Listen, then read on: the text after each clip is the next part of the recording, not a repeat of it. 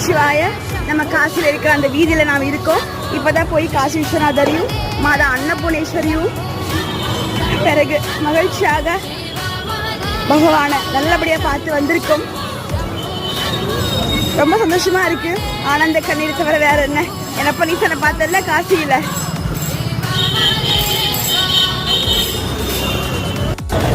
காசியில் ஒரு நாள் இன்று ரொம்ப ரொம்ப ரொம்ப ரொம்ப ரொம்ப சந்தோஷமான ஒரு நாள். காசி கோயிலுக்குள்ள செல்ல நாட் அலோட். வெளியில இருந்து பாக்குறீங்களா? இருங்க.